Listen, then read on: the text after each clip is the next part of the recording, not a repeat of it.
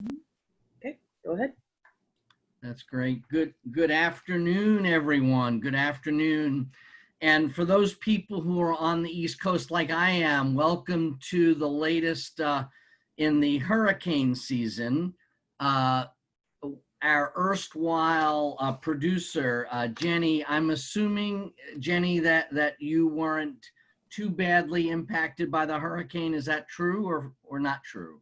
I have a lot of pine straw and a lot of sticks in my yard, but other than that, everything seems fine. It's bright and sunny here. That's great. That's great. That's great. Well, we had high winds. I think we lost one chair outside. For those people who are on the East Coast, I hope everyone's safe and healthy during the pandemic, and everyone, no one was injured or worse with the hurricane.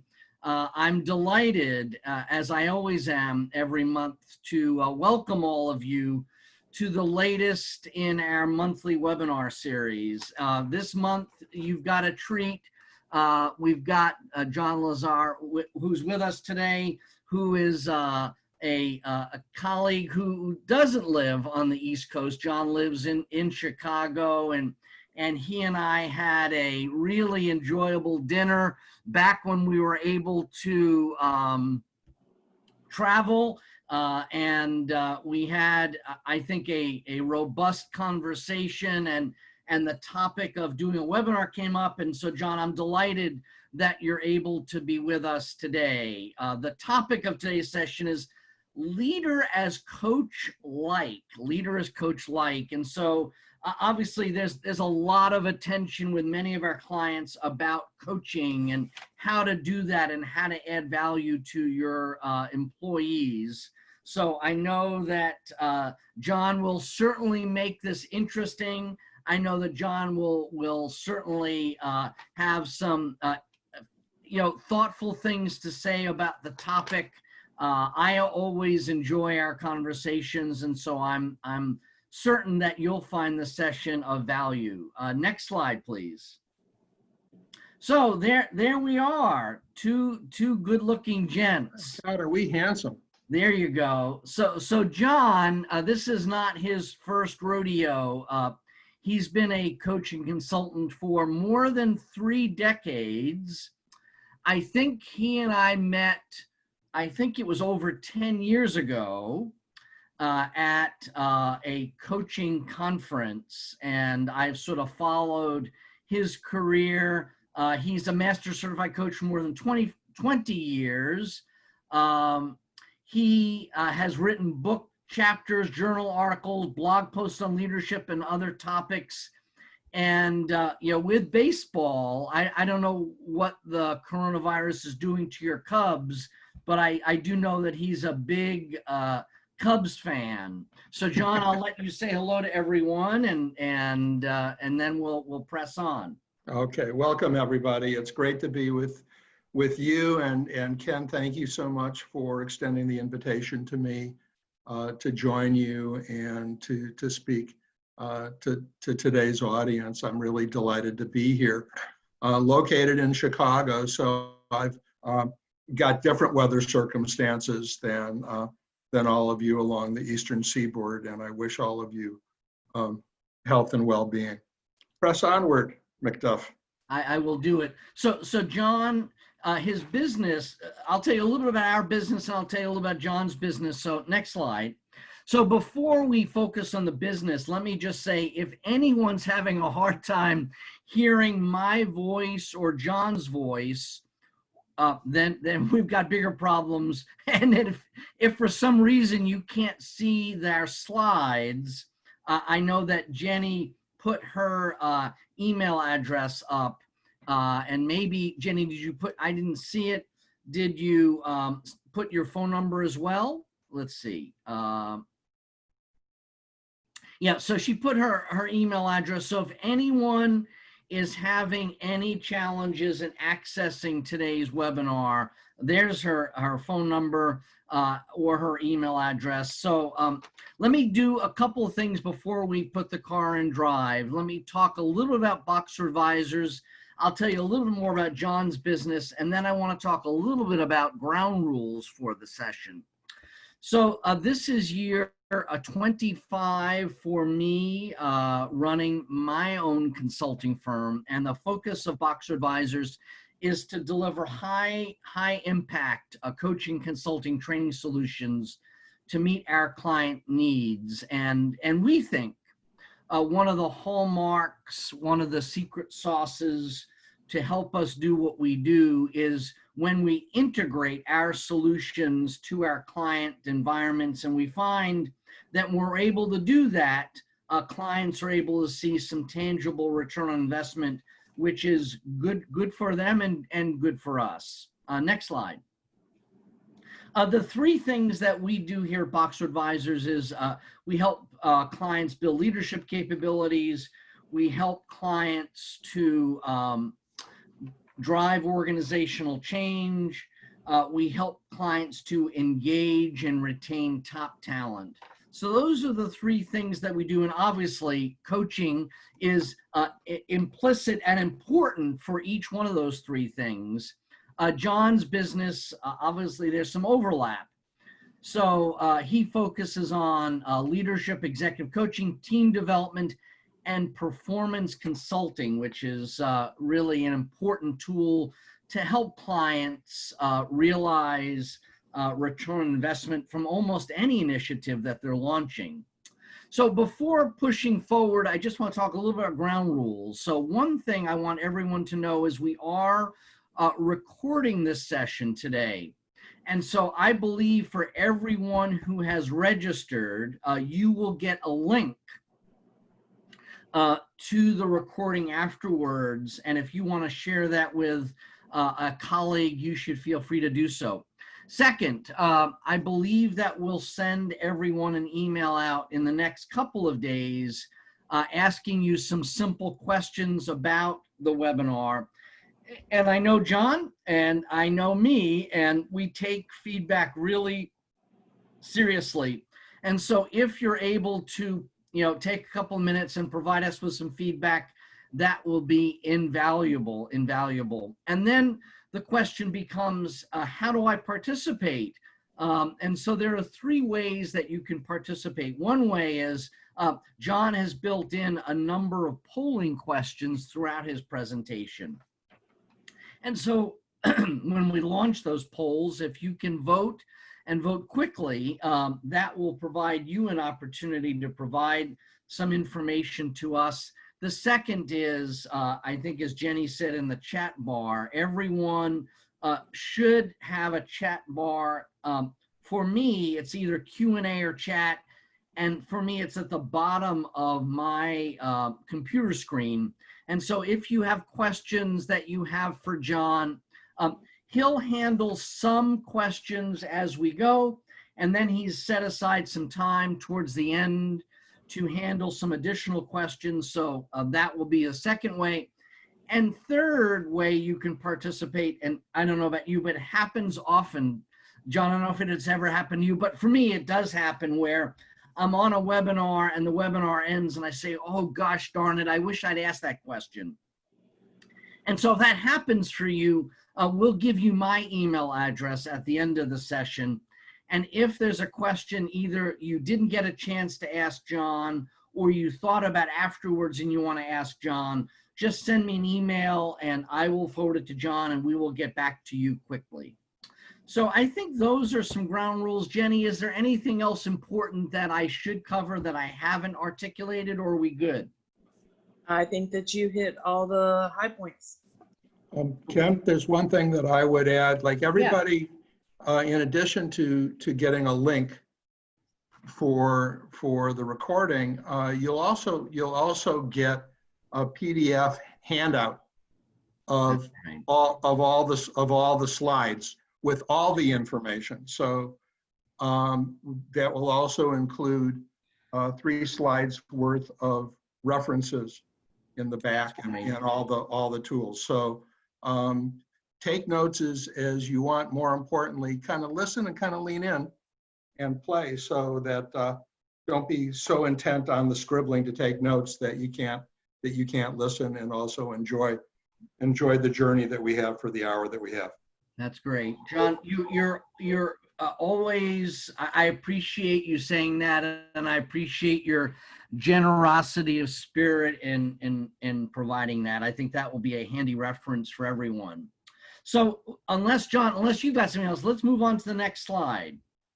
So what we want to do is ask you a couple of polling questions to get the party started. So Jenny, if you can launch polling question 1, that would be helpful. So the question is, in your current role, do you coach direct reports or members of your team?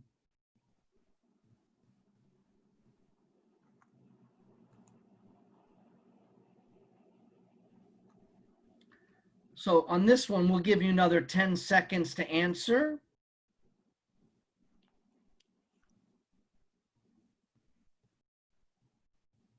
All right, so let's take a look at the results. So that's meaningful, John. 73% said yes, they do coach direct reports or members of their team. John, given that we had 27% that don't, what would you suggest? A, what's your reaction to that? And B, what would you suggest the 27% do? Well, so I'm delighted that we have 73% who say that they're doing some coaching. For all of us, I would simply claim that taking a coach-like approach in the work that you do with the people that you're there to support is an important set of tools in your toolkit. And so for any of you who are not doing much of any of that, this may be the beginning, as they say in Casablanca, this may be the beginning of a beautiful friendship. That's great. That's great. That's great. Perfect. And then, Jenny, if we can launch the second poll, I think that's great. So, coaching, it does take time. So for those people who are in the 73%, how much time do you spend coaching others? And John, I'm assuming for those people who are in the 27% and don't coach, they could answer it. What percentage of time do they find that leaders who do coach spend their time? Is that okay? Yeah, let's Okay. just see what we get. This is kind of prime the pump. That's great. And we'll keep this poll, Jenny, open another 15 seconds, and then we'll share the results. And there was a particular reason that I'll share with you in a couple of seconds as to why I asked this question. Yeah. I'm shocked to hear that there's a specific point of view that you have. What the authors of the book Execute, Ram Charan and Larry Bossidy, who is the former CEO of Allied Signal, wrote a really good book 10, 15 years ago called Execute. And Bossidy, when he was CEO at Allied Signal, was asked how much time he spent coaching. And he said, if I'm not spending at least 50% of my time coaching my people, I'm not using my time wisely. Wow. So obviously it's simply a single data point, but I think it's really instructional that for him, somebody who's running a global multi-billion-dollar corporation, where he's putting a large portion of his time, energy, and focus is on coaching and as a way of engaging and developing his people. There's no should associated with that, like therefore you should be coaching 50% of the time. It's like I say, it's simply a data point. That's great. I think that's interesting. John, what do you make of this data that 23% said they're coaching 31 to 40%? What's your reaction to that? I'm excited, and I think what we may discover is that when we're talking about coaching, part of what I'm hoping to nail down is what, formal versus informal? Yes. More conversational, because the formal coaching, that may be the kind of stuff that your internal coaches are doing for your folks, or that your external coaches are doing for your folks. it makes me curious as to what people are focusing on, what they mean when they say that. But it's interesting that there's that high a percentage who are coaching that much. Yes. And a similar percentage, 51 to 100% of the time. That's which, right.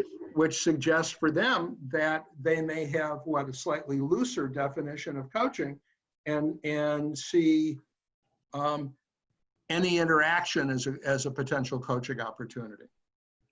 But we don't know yet. That's right. That's right. That's right. That's great.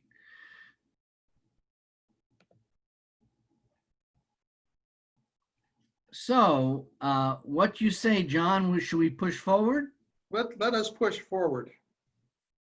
And so, if you will, let's see. I will remove that, and we will move forward. Come on.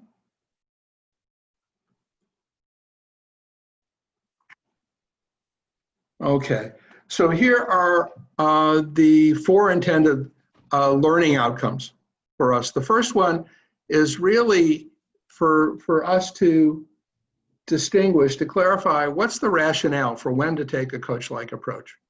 When is it appropriate?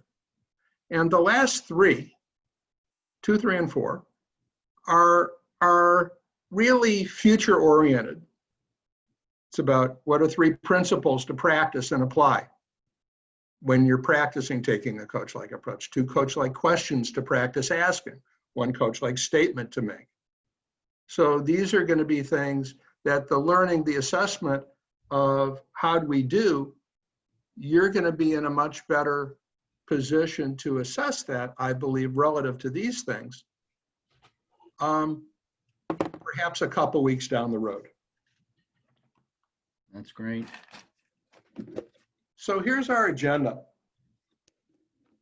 4 big chunks: leadership and context, coach-like principles and practice. That's really where the meat is.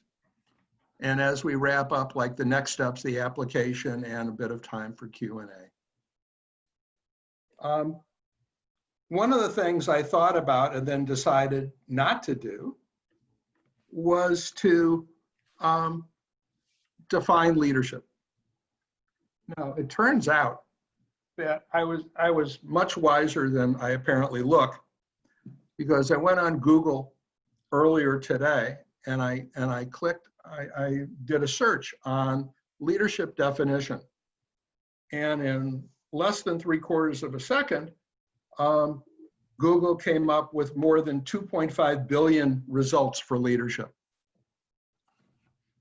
For the definition of leadership. So if you get a sense like, wow, there's a lot out there, and maybe there isn't that much convergence, there's not shared idea of what the heck leadership is, I think that's fair. On the other hand, I think we may be able to serve a similar purpose by looking at what the promises are of leadership.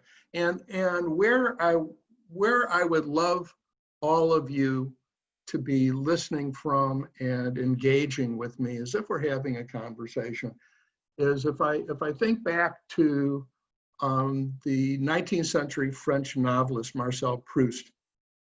He said that the journey of discovery is not traveled to new shores, but seeing with new eyes.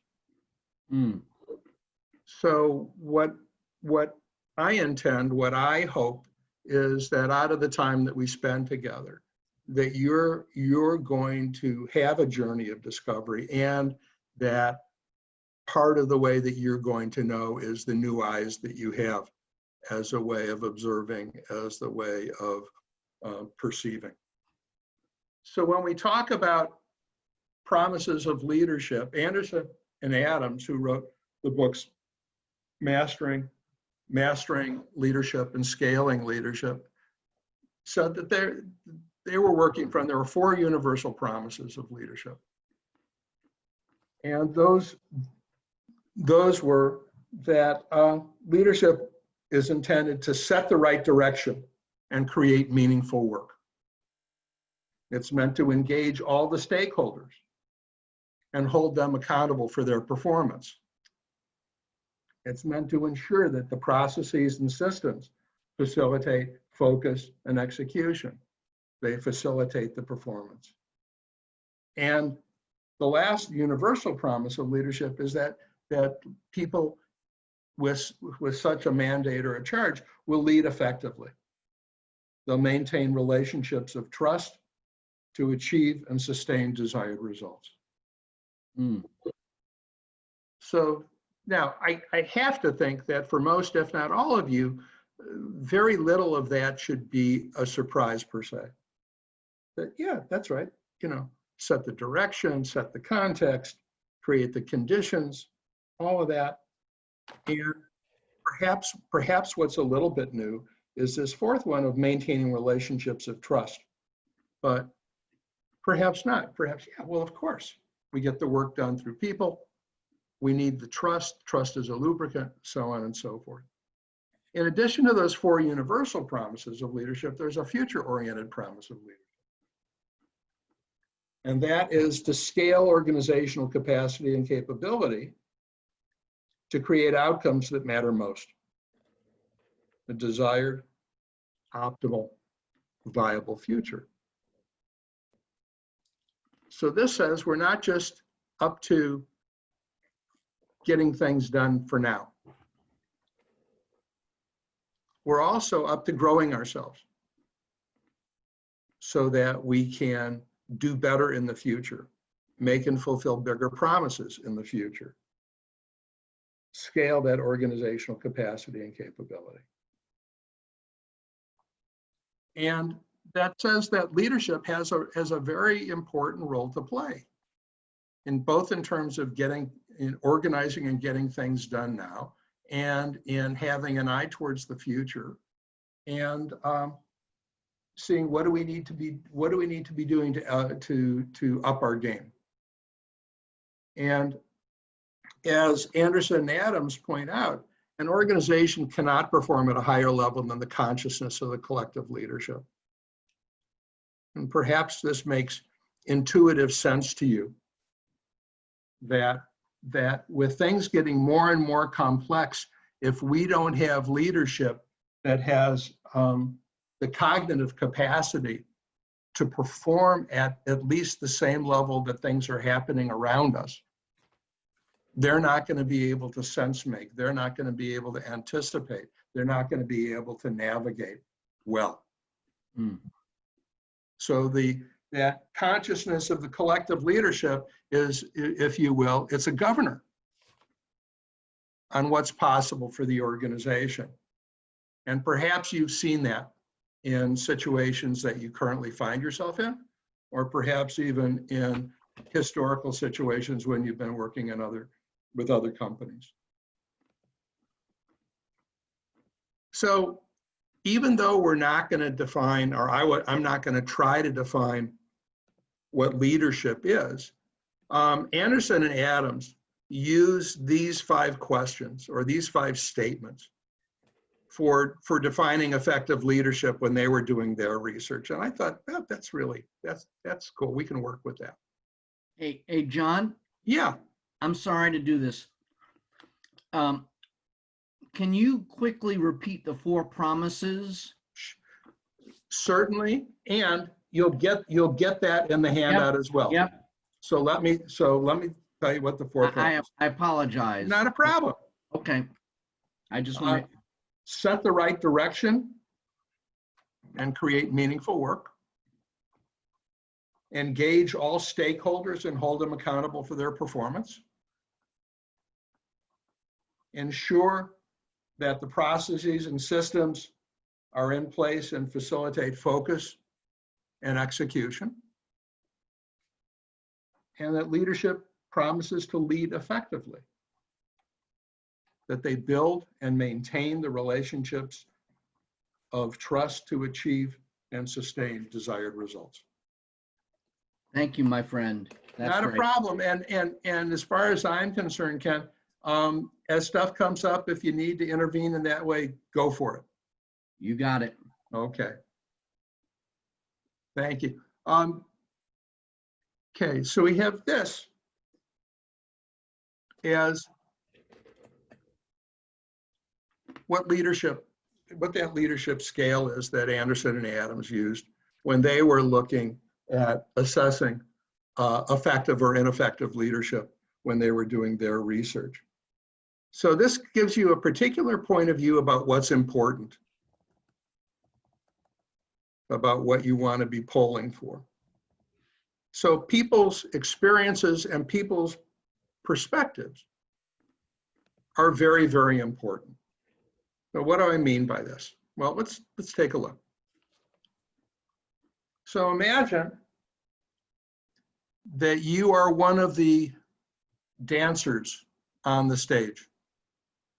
Imagine that while you're on the stage and the music is playing, you know what there is for you to do. You have an idea of what there is for the fellow dancers around you, the fellow actors around you to be doing.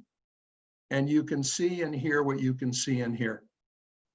And part of it, some large part of it is scripted, but you're also limited by where you are on the stage, what your line of sight is, and so on and so forth.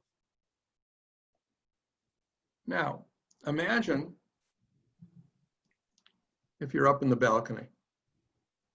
You're still looking down on the stage, but your perspective is different.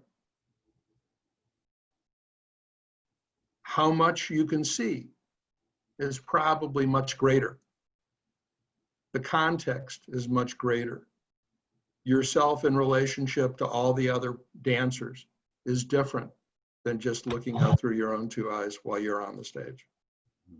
So there's real value in being able to see things from multiple perspectives, from being able to zoom out and get a big picture view.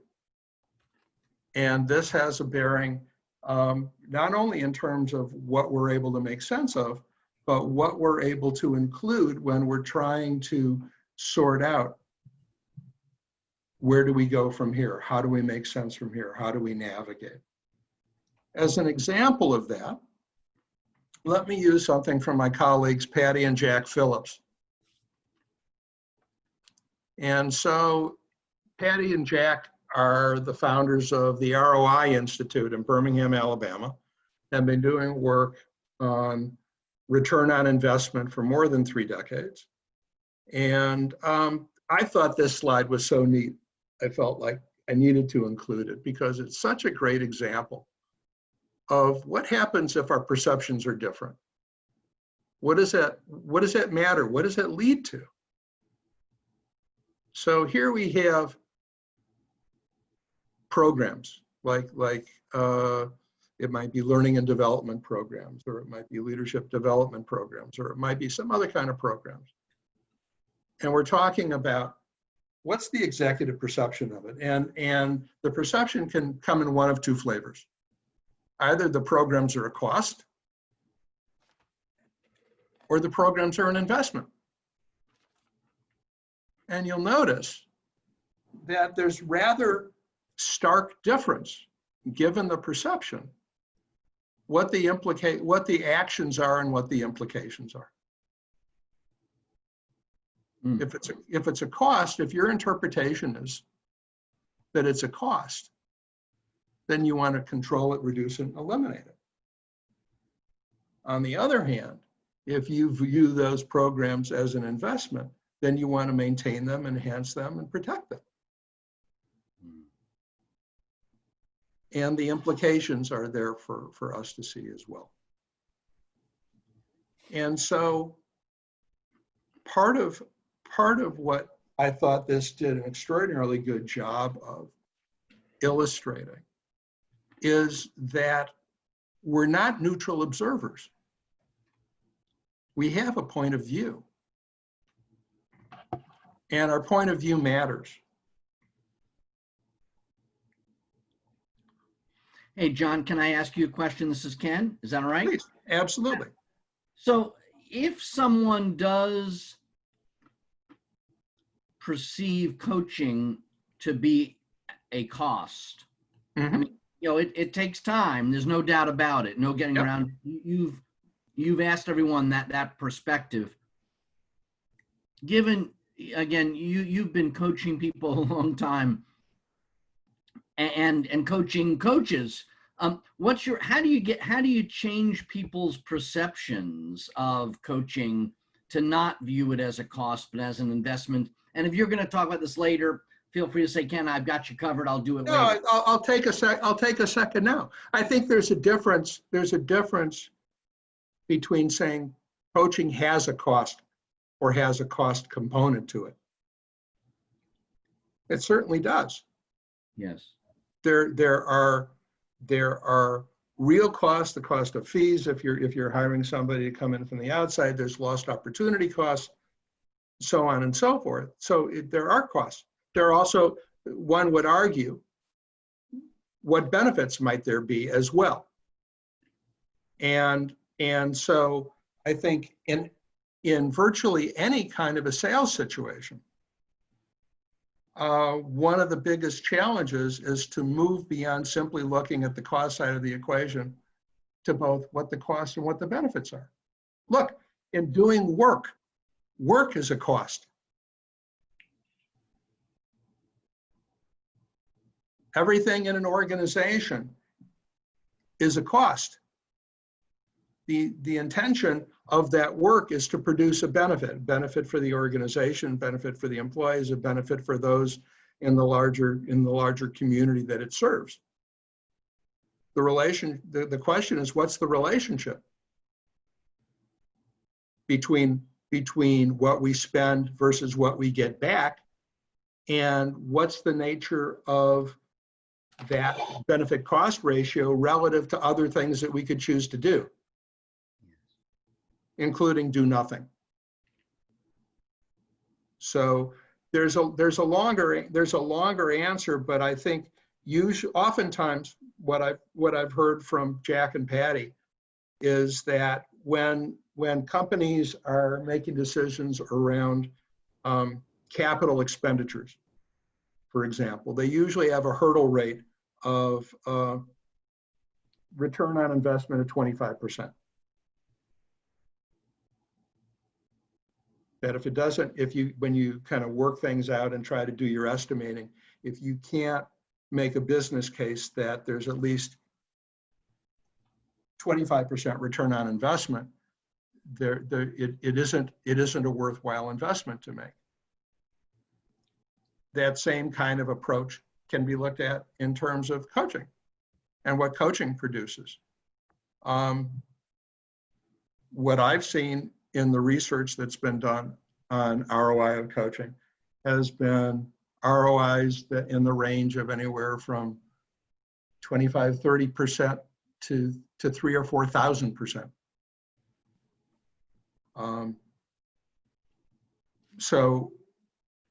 But it depends, like what's important to the organization.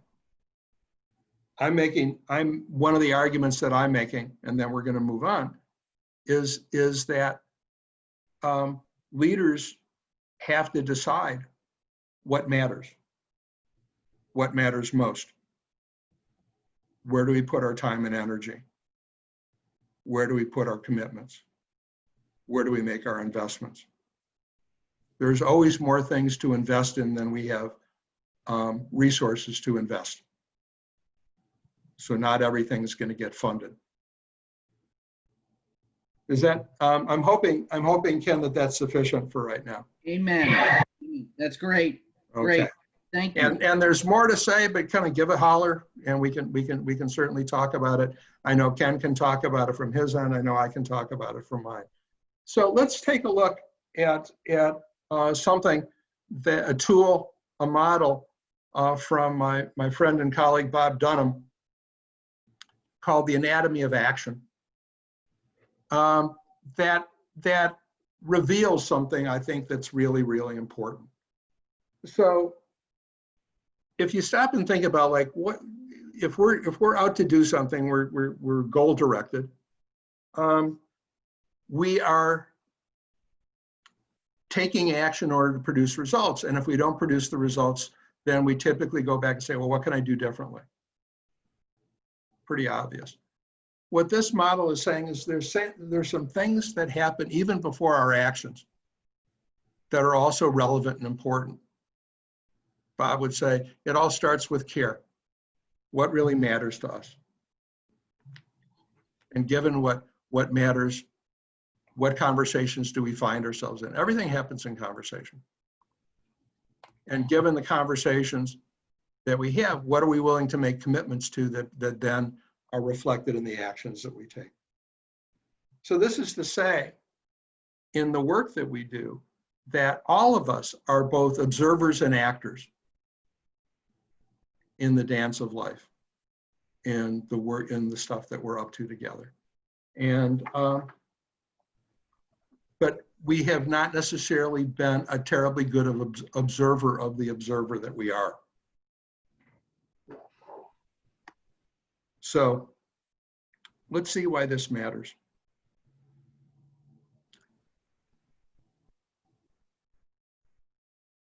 I've been playing with this work for more than 15 years. More than 15 years ago, Mariana Bernardes and I wrote an article called The Supervisor's Job as Performance Support, and I did some adaptation of that work last year and this year. So if you're a manager, your job is to get results while maintaining and building working relationships and expanding capacity and capability. This should not be a surprise. This is a reflection of what we were talking about in terms of those 4 promises, those universal promises. But what does that mean? It means that you've got 3 different jobs to do. Get results with and through others, that's the managing piece. Setting the context, engaging and inspiring others, creating those conducive circumstances for success. And also this expanding capacity and capability, fostering learning and development in others. So that's any of us who manage, who have that kind of a title, management, executive, have that. And here's the rub. There's typically a tension between getting the work done and developing others, which means that you're going to have to make choices about what's most important. So schematically, what does that look like? Schematically, typically, for me, it looks something like this. That we got our managing to do, our leading is in support of our managing, and developing is somewhere over there on the side, something separate and distinct. But what if,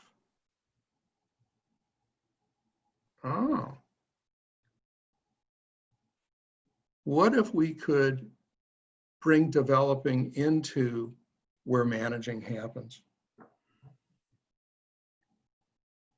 Dovetail those things, both managing and developing. In that Venn diagram, what we then have is leverage. Let me just stop here, Ken, and ask if there's any questions. Let me. So one question that came up, which I think is interesting, is you talk about the perspective of cost and investment. Is it also connected, from your perspective, John, is that also connected to, you know, a short-term lens versus a long-term perspective? Great. Anyway. Great question. Yeah. Oftentimes when ROI studies are done, they're usually done with a 1-year time frame in mind. So that's a short to midterm. But I think you can also take a look at the larger perspective, and I think it's worthwhile to be looking progressively through a longer term lens, and being able to gauge what you're saying yes for, especially in my opinion when it comes to leadership. That's great. Very helpful. Thank you. You're welcome. Move on. Absolutely. On we go. So per the last picture, if we're managing and we want to develop, how can we do that? What are ways to do that? Whoops. And it is, let's see, you can probably think of some already. So educate, train, mentor, give stretch assignments, coach, engage in coach-like behavior, model principles, values, and behaviors, and comment on them. Give feedback, or even feed forward. That would, those are, so there's a bunch of different ways. And the last three, the coaching, coach-like behavior, the modeling principles, values, behaviors, the giving feedback, feed forward, those three are very, very conducive to coaching and coach-like behavior. Mm. And what we're trying to do for each and every one of the people that we're engaging with is we're trying to accelerate people's development. We're trying to move them up their learning curve. We're trying to make it easier, more relevant, greater traction for them to move from inexperience to engagement, and from engagement towards mastery, understanding that as managers, if we don't do something to continue the learning game by perhaps giving them a new learning curve, they're likely to get bored as they get towards mastery. So we want to actually be able to notice where our folks are so we can support them in jumping their learning curve to begin a new one at a lower level and continue to stay engaged and productive. I'm thinking that we got another polling question. I think we do, my friend. So, so what's people's perspectives on this statement? Leadership, when effective, positively contributes to professional development. I guess the second question is, how much do you agree or disagree? Can Jenny, do we show both of them, or just we do one at a time? Do one at a time, I would suggest. One at a time. Okay, perfect. All right, thanks, John.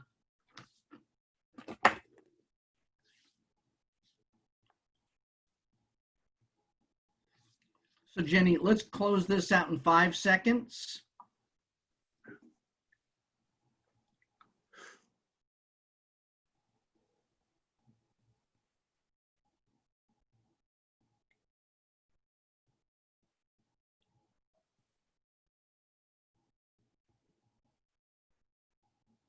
All right.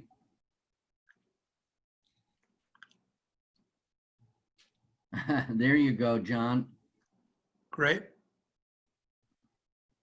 And then let's do the same one with respect to business results. Better business results. That leadership, when effective, positively contributes to better business results. So they're both up there together. So participants already answered both of them. Yep. Well, I don't have to work hard to understand those data. There you go. Thank you, Jenny. Okay.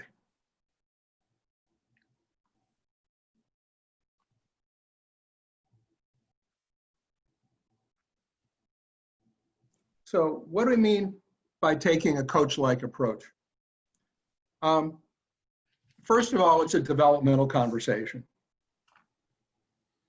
So it means that if we're having that developmental conversation with somebody, we care for both their learning and their performance. Learning is going to happen in incremental steps. Even better if it builds on strengths. If we can create opportunities, or the other person can create opportunities for practice, that's going to accelerate learning. And that practice can occur at work or outside of work, doesn't really matter. and it's also present and future oriented. So you get the sense of it's kind of distinct. It's not just get this job done. It's for the sake of learning and producing results. It's a process that works even better when the leader and the performer have agreed on this is what we're going to be doing together. So the leader can be the process owner. That's certainly likely to be true when more formal coaching is going on, but it could also be true when more informal coach-like conversations are occurring. It may be situational, it may need longer-term planning. It provides opportunities to monitor and to discuss progress and success. Leader can provide feedback based on what they're hearing, what they're seeing, what they're directly observing rather than the gossip that might otherwise be occurring. And the leader always is in the position of being able to discuss and create the necessary conditions for learning, practice, and development. So leaders got a role to play. And what happens if we do this and we do this well? These are the kinds of things that happen. Our performers' self-leadership and self-regulation increase. They become more self-directed and more able to manage and control. Their performance, confidence, and competence improve, and we're more likely to achieve the outcomes that we're going after.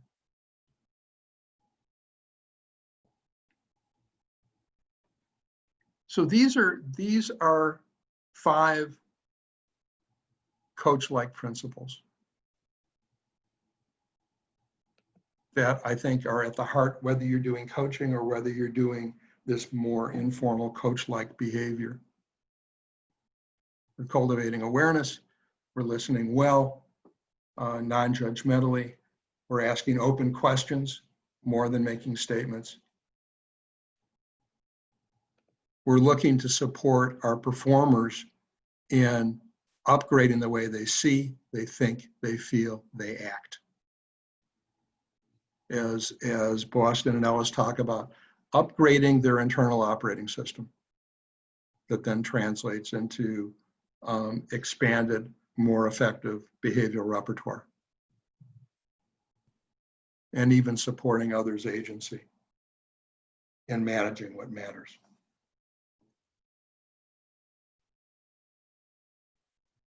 So I figure I've got maybe 5 minutes. Is that about right? You got it. Okay, so I'm actually going to slip this one by. You're going to get it in the handout.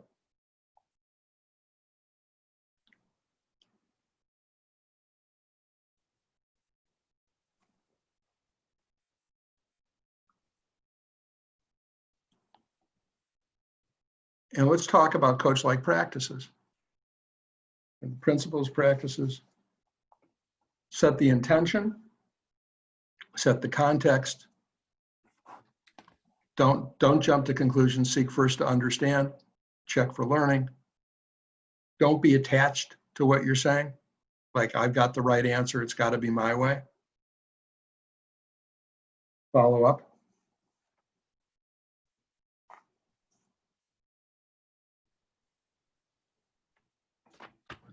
What are coach-like questions? They're questions that open up possibilities, that challenge us to look at our underlying assumptions and expectations and beliefs. They don't require a calculation per se. They're not technical in that sense. They're not demanding us like we should have it right. They're designed to invite us to explore. And perhaps the major difference in terms of other more typical questions is that they don't imply judgment.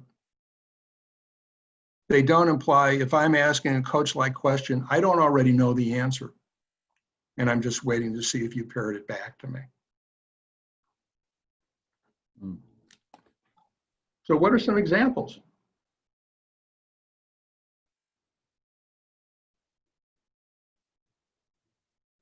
And you may go, but you said don't ask why questions. Why the why there? The why is simply to get at, like, how are you thinking about that? Not to say you shouldn't be, but say, tell me more, sort of like, tell me more. So there's coach-like statements. Statements, again, non-judgmental, non-positional. I'm not giving you the answer. And this is why they're different from other typical statements. Oftentimes we're kind of in a conversation, we're waiting for the other person to shut up so we can say what we want to say. This is a little bit different. If we're going to make a statement, we want it to forward their learning. And as I said before, you're more likely to get learning and ownership if you're asking a question rather than making a statement. What kind of statements would a coach never make? Probably something like you should, or you should have, or something like that, that have an implied judgment, implied right way to do it, so on and so forth.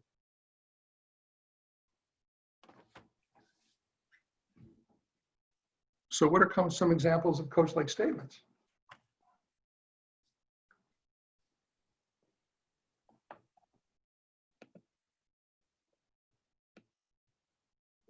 And you'll notice in these statements is the person, the leader, is offering a point of view without saying, I'm right, this is what you should do.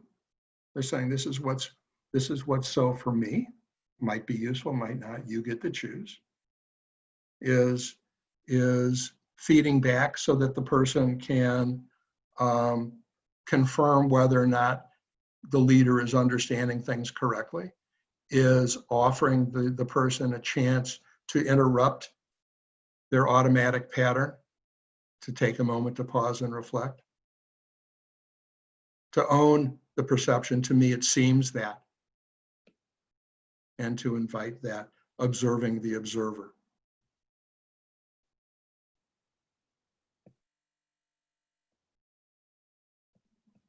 So as we begin to wrap up, and again, this is the tippiest tip of the iceberg, but I'm thinking that with the questions and statements and principles and practices that you have, you've got a place to move further down the road wherever you were. So here are, from my perspective, the next steps is to design opportunities to practice. And now we're in what are those 3 coach-like principles to practice at work? What are the 2 coach-like questions to ask at work? What's the 1 coach-like statement to make it work?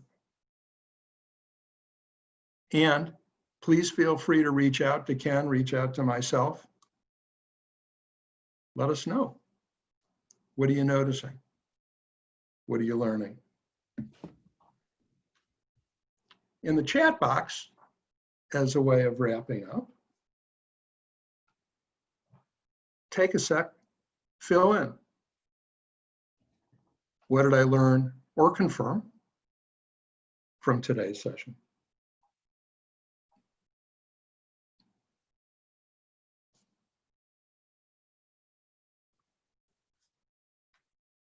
And what am I going to do to help my organization more effectively deal with change?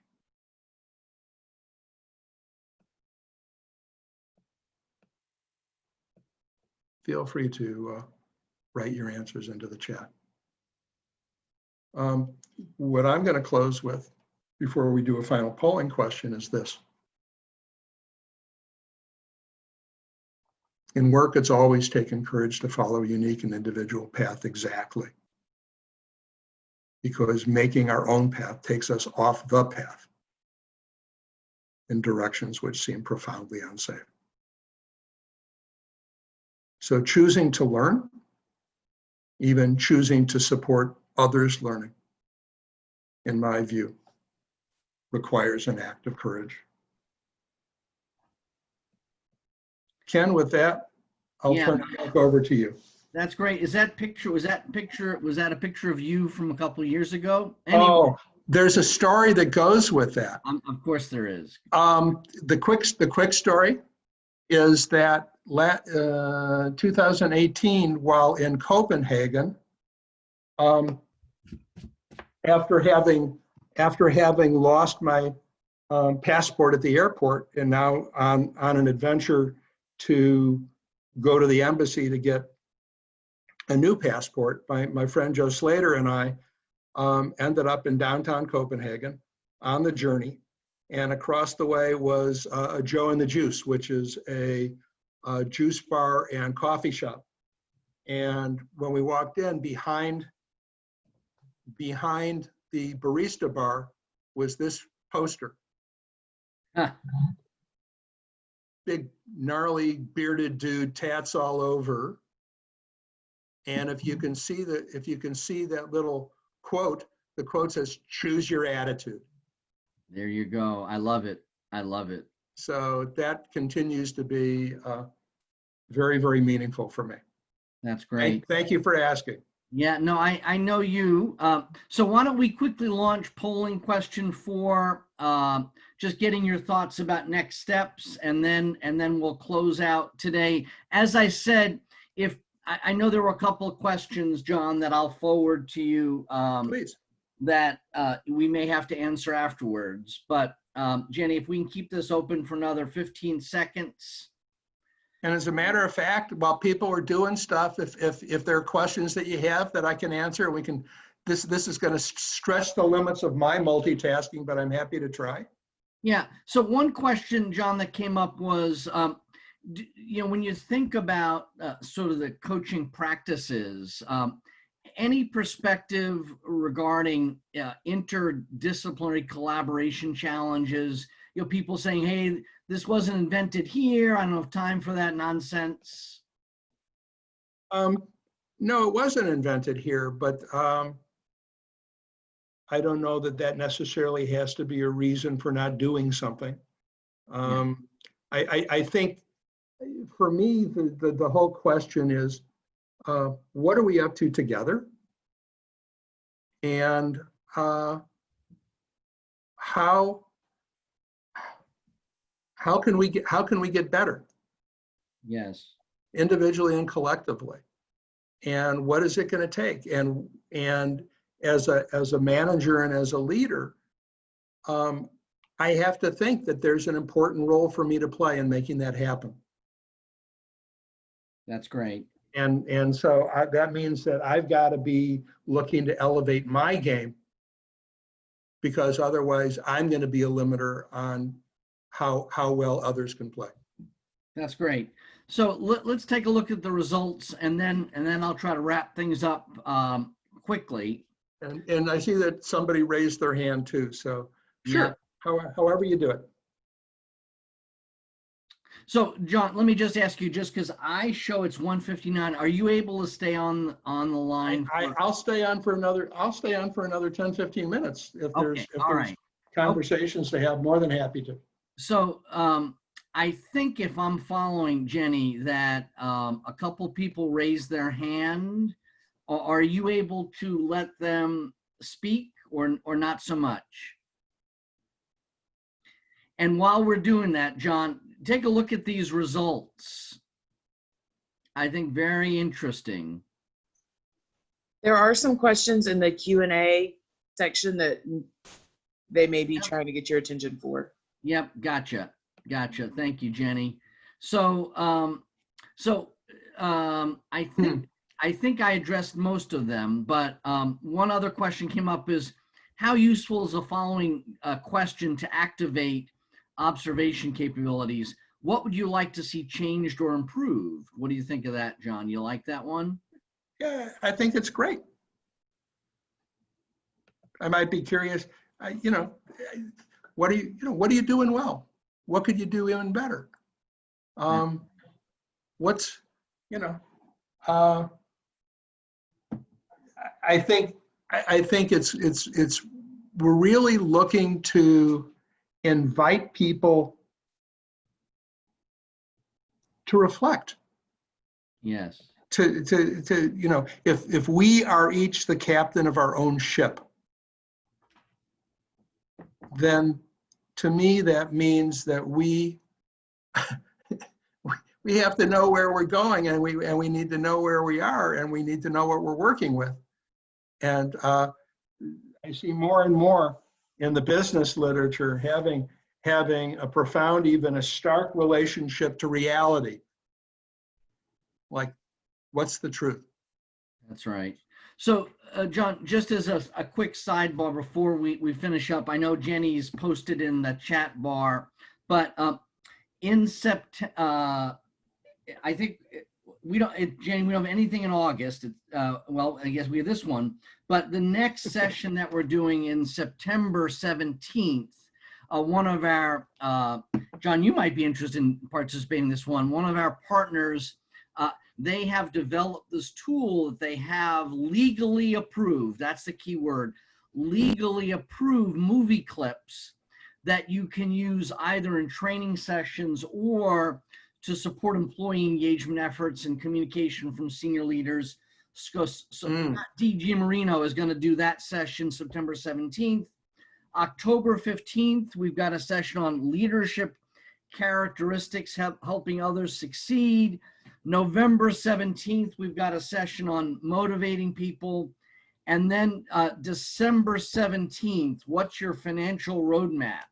So we'll send all of that information in your follow-up email. John, I've got a question for you. Okay. So one question is, you talk about these, practices. What's your perspective on a coach? How do you get someone started to apply some of these principles in their daily work? Start small. That's good. Small steps, and if that's too much, smaller steps. Kaizen is alive and well. I think my hunch is that some of it we already do, but we're kind of unconscious. I'm certainly not saying we're unconsciously competent at it, but we're more, because as human beings, we tend to be more unconscious and asleep than awake. So Yes. setting in, and part of what I had before in terms of setting an intention is to awaken oneself and to orient oneself and to begin to prepare oneself for noticing things around us that might be an opportunity to practice, an opportunity to play. And I think the other thing is, if you accept that as a legitimate premise, and that we've got room to grow, then be willing to hold oneself as a dignified beginner, rather than be embarrassed that I don't have this nailed down right now. Like anything, in other words, if I could, I'll do it this way.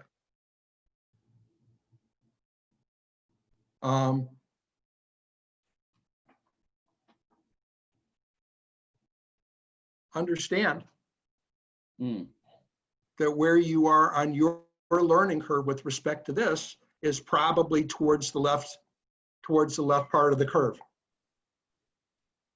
which means that initially, when you're working on this, you're going to be putting a lot of effort in and having relatively little to show for it.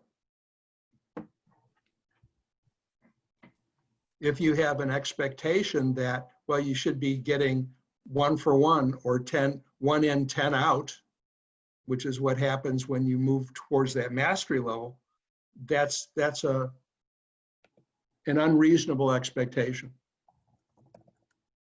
So be willing to be a beginner and do the work. Can I ask another question? Absolutely. So again, I know that you've worked with many leaders. Can you just maybe just tell us just one story, if you can, Sure. about a leader that, you know, maybe took your advice and started small and started applying some of these practices and started asking some of these questions? Yeah, Is there a good news story you can tell us before no, we? I've got nothing but bad news stories, Ken. It's really pretty dismal. Um, sure. So I have somebody that I've been working with for 3 months, 4 months. A very senior person in the organization. Um, he is the engine for this financial technology firm that makes things happen. And he was in high demand all over the world. Had recently been promoted to a senior executive position. And he was finding himself overwhelmed with the demands that were being placed on his time and the difficulty that he was having being able to prioritize and determine, like, where can my time be best spent. Some of that got handled inadvertently because of COVID. So much of his time had been spent traveling globally that he found he had a lot more time now, discretionary time that he could apply, and yet he still found himself in the same situation. That's great. Now, I think that's great. I've got one last question, and then John, I'm going to let you. I'm sorry. Were you finished? I'm sorry. No, I wasn't even started. I, Man, step on my lines. I'm sorry. It's okay. You know, you're obviously not seeing the hand signals. So one of the things that I asked him to do, because this is extraordinarily difficult for many, many people who were rewarded with their performance as individual contributors, is I asked him to do an inventory of what are the things that he's accountable for in the matrix organization that he's in. What are the things that he's accountable for? What are his accomplishments? And then to take a look at what are the things of those things that he's accountable for is he currently delegating? And then to look further at, of the things that he's currently not delegating, what might he delegate? And if so, what might he need to do to set people up for success? So we went through that exercise, and I just had a conversation with him last week. And he said, it's amazing, 3 weeks ago, I started this, and people are beginning to shine. They're really stepping up to the plate. And I'm surprised, but more than that, I'm really, really delighted. And then I said to him, look, that's fantastic. How might you create this as a developmental opportunity for them? What kind of conversation might you have with them that will produce this?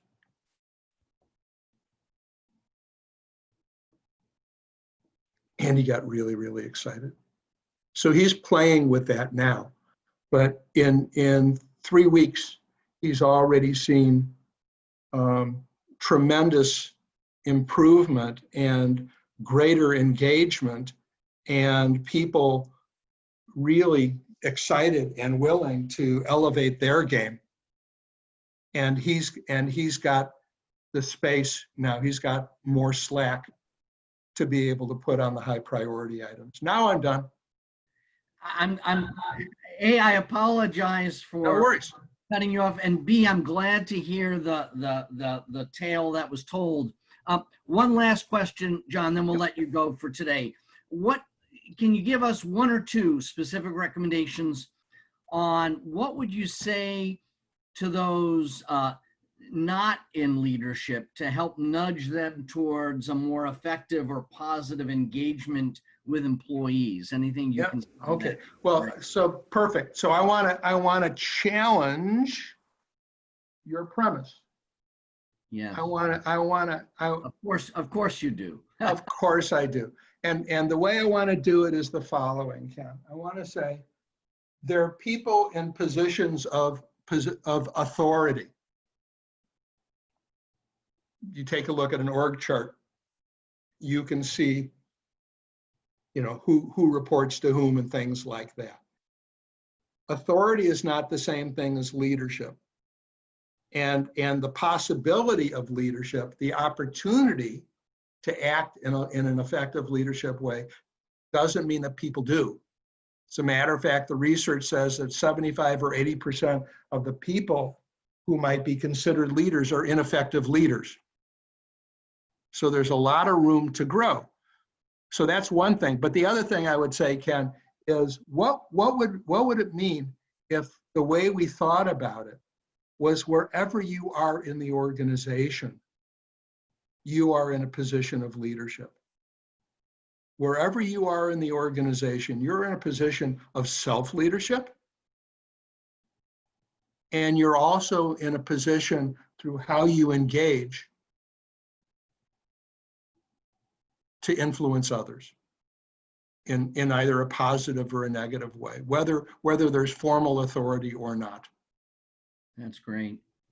John, maybe we can turn to the slide with my contact information, and while we're doing that, I want to thank you. I always find when I'm with you that I always learn something, and I knew that you would, you know, challenge us, those people who participated. So thank you so much for doing this.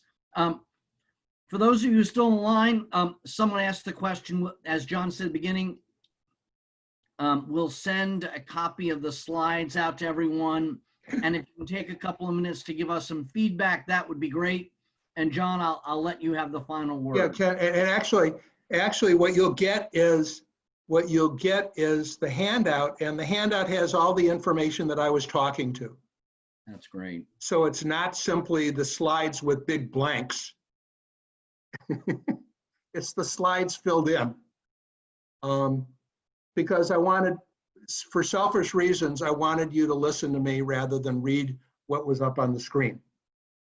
And I'm sure you all will give me feedback about how well or how poorly that worked, which is perfect, which is perfectly fine. So Ken, I just am so pleased for you having extended the invitation to me to come work with you and speak to this audience today. I really like being challenged to think through this, to how to make this bite-sized and edible in an hour, in less than an hour. Again, you'll give me feedback about that. This was much more to orient you to some new conversations, to give you fresh eyes. And I just deeply appreciate the chance. So Ken, thank you, Jenny, thank you. And all of you who have been on the call with us. Deep appreciation for all of you. You whatever you're doing, you've got challenging jobs and very real opportunities, and hopefully this puts a little air beneath your wings and moves you forward. That's great. Well, Jenny, again, echo John's perspective. Thanks for being the producer